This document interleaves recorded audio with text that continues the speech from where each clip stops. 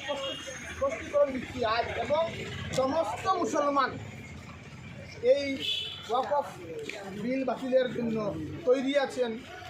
সারা ভারতবর্ষের সাথে সাথে যত বড় ধরনের আন্দোলন আরম্ভ হবে সেই আন্দোলনে অংশগ্রহণ করতে সমস্ত মুসলমান প্রস্তুত আছেন। সমস্ত যারা আজকের দিনে সেকুলার লোক রয়েছেন সারা ভারতবর্ষে সবাই আছেন। এই আন্দোলন আমরা সম্পূর্ণ গণতান্ত্রিক পদ্ধতিতে চালিয়ে যাওয়ার উদ্দেশ্যে আজকে আমরা এখানে সমাবেত। কেননা এখান থেকে শত শত হাজার হাজার লোক আজ এখানে বেরিয়ে যাওয়ার কথা ছিল, সেটা গণতান্ত্রিক পদ্ধতিতে আমরা বন্ধ করার জন্য এখানে উপস্থিত হয়েছিলাম।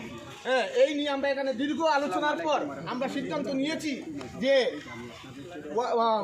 মুসলিম পার্সোনাল ল বোর্ড যে ধরনের যত বড় ধরনের আন্দোলন গড়ে তুলবে সেই আন্দোলনে আমরা এত অঞ্চলের সমস্ত লোক অংশগ্রহণ করবো। আমরা এক বিন্দু আমরা আমি বলবো আজকে এই যে সমস্ত এমসিসি লাগু হওয়ার পরও মুসলমান বিভিন্ন জায়গায় বিচ্ছিন্নভাবে আন্দোলন করছেন, সেজন্য সম্পূর্ণ দায়ী আমাদের আসামের মাননীয় মুখ্যমন্ত্রী শ্রী হিমন্ত বিশ্ব শর্মা মহোদয়।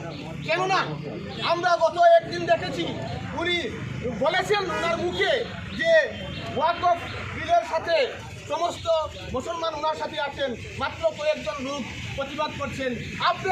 আপনি মনে রাখবেন এই ওয়াকফ বিল কোনো অবস্থাতে ভারতবর্ষের একজন লোকও মেনে নেবেন না। আপনি আর কতবার আমাদেরকে প্রতারণা করবেন? আপনি মুসলিম যারা মহিলা রয়েছেন তিনিদেরকে সর্বপ্রথম আপনি প্রতারণা করেছেন। আপনি যেটা বলেছেন যে 3 তালাক হবে না, 3 তালাক উঠিয়েছেন, আপনি আমাদের শরীয়তের মধ্যে হাত দিয়েছেন, সেটাও আমরা মুসলমান আমাদের ইসলাম ধর্ম শান্তির ধর্ম হিসাবে আমরা মেনে নিয়েছি। আপনি মাদ্রাসা বন্ধ করেছেন, আমরা মেনে নিয়েছি। ক্রমান্বয়ে আপনি কি সেই রাজনৈতিক পদে আপনি আসীন হয়েছেন, সেই চেয়ারে মুখ্যমন্ত্রীর পদে কি আপনি আসীন হয়েছেন যে এই আসামের শুধু মুসলমানদেরকে নির্যাতন করার জন্য? সেটা আপনাকে আমি প্রশ্ন করতে চাই। আপনার কি উদ্দেশ্য যে মুসলমানদেরকে শেষ করা দিতে চান আপনি?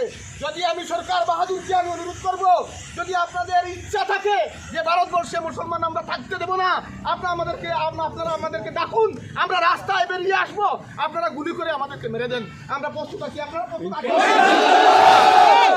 কিন্তু আমরা ভারতবর্ষের সংবিধানকে সম্মান করি, সংবিধানকে আমরা মানি, আমরা আমাদের ইসলাম ধর্ম শান্তির ধর্ম, এবং এই ওয়াকফ বিলের বিরুদ্ধে যেটা আন্দোলন, সেই আন্দোলন শুধু মুসলমানের কোনো আন্দোলন নয়, ভারতবর্ষের আপনারা দেখতে পেরেছেন এই বিলের এগেনস্টে যে ভোট হয়েছে সেই ভোটে 30% তো মুসলমান নয়, সম্পূর্ণ নন মুসলিম বলতে যাদের মধ্যে বিবেক রয়েছে, যারা শুধু চেয়ারের লালসা নন, যারা শুধু লুবি নন তাদের গদি বাঁচানোর, তারা অবশ্যই যাদের কাছে মানবতা আছে ওনারা এই বিলের এগেনস্টে আছেন।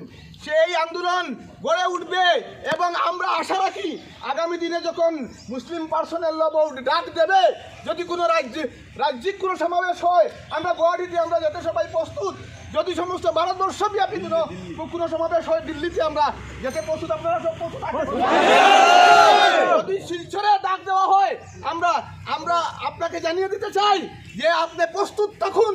আপনার কত প্রশাসন এবং কত আপনার জেল আছে, সমস্ত জেল প্রশাসন দিয়ে আপনি পারবেন না, কেননা মানুষের ধৈর্যের সীমা আছে। যখন বাঁধ ভেঙে যায় মানুষ কিন্তু আপনি কন্ট্রোল করতে পারবেন না। সুতরাং আপনাকে হাত জোড় করে আমরা অনুরোধ করছি, আমরা এই সরকারকে অনুরোধ করছি, দয়া করে আপনারা আমাদের শরীয়তে হাত দেবেন না। আজকে যার যেটা সম্পত্তি, সেই সম্পত্তিতে তার নিজের যদি অধিকার না থাকে কেউ কি কোনোদিন মানবে? আপনি দয়া করে আমি বিশেষ করে আমাদের মাননীয় মুখ্যমন্ত্রী মহোদয়কে অনুরোধ করতে চাই যে আপনি যেভাবে জনগণকে বোকা বানিয়ে একের পর এক আপনি মুসলমানদেরকে আপনি নির্যাতন করছেন, আপনি ধীরে ধীরে যে মুসলমানদের শেষ করে দেওয়ার জন্য ষড়যন্ত্র করছেন, সেটা দয়া করে আপনি করবেন না। আপনি যেভাবে এই মুসলিম শরীয়ত মতো আগে যে বিবাহ হতো, সেই বিবাহের মহারণা ছিল আমাদের মুসলিম মহিলাদের, আপনারা বলছেন যে না মুসলিম মহিলাদেরকে আপনারা সম্মান দিচ্ছেন।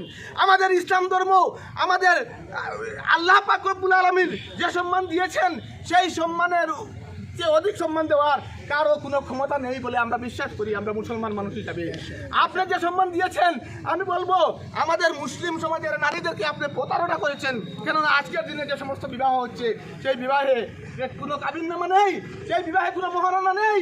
আপনি আর কতবার প্রতারণা করবেন আমাদের মুসলিম সমাজকে? আপনাকে দয়া করে অনুরোধ করছি হাত জোর করে, আমাদেরকে আপনি আর ঠকাবেন না, আমাদেরকে আর বোকা বানাবেন না। যদি আপনার ইচ্ছা থাকে আমাদেরকে শেষ করে দেওয়ার, আপনি একদিন আনুষ্ঠানিকভাবে আমাদেরকে ডাকুন, আমরা রাস্তায় আসবো, আমাদেরকে গুলি করে আপনারা শেষ করে দিন। এই বলেই আমি আরেকটি কথা স্পষ্টভাবে বলে দিতে চাই, আমাদের এত অঞ্চল থেকে কোনো ধরনের বিচ্ছিন্নবাদী কোনো আন্দোলন হবে না। আমরা একজুটভাবে ভারতবর্ষের সাথে সাথে আমরা ওয়াকফ বিলের বিরুদ্ধে সমস্ত ধরনের গণতান্ত্রিক পদ্ধতিতে আন্দোলনে আমরা প্রস্তুত আছি। এই বলেই আমরা শেষ করছি। আমরা স্লোগান দেবো না, আজ স্লোগান দেবো না, যেহেতু 163 ধারা জারি হয়েছে। শুধু আমি এক বাক্যে একটি ছোট আওয়াজের মাধ্যমে বার্তাটা পৌঁছে চাই যে ওয়াকফ বিল আমরা মানছি না, মানবো না। ধন্যবাদ আপনাদের সবাইকে। এই লোকসভার এই যে বিল পাস হয়েছে, সেই বিলটি